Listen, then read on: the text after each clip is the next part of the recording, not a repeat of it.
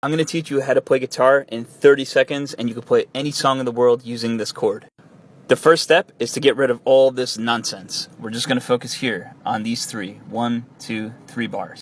First finger on this string on the top, second finger on that string, and third finger below.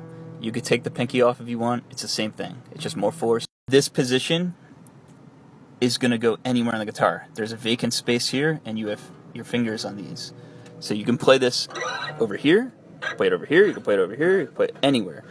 Move a step down here, the same is true. You can play here, here, here, you can play up here, it's anywhere. See how it's always vacant here, and we're always focused on those three. Remember those three? Always focus on three. So 3 here, 3 here, 3, anywhere you want. Here are the 4 basic chords that mostly every song has.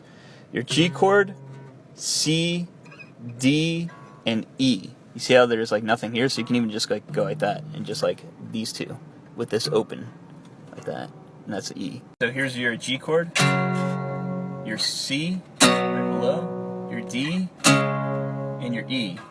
You play like that. It's open note, these two. So G, C, D, and you can mix them around. You can do C. Anywhere you want. So most songs, when you see like on your favorite song, oh, you have to play G and D and E, you're like, what does that even mean? Well, we just learned it.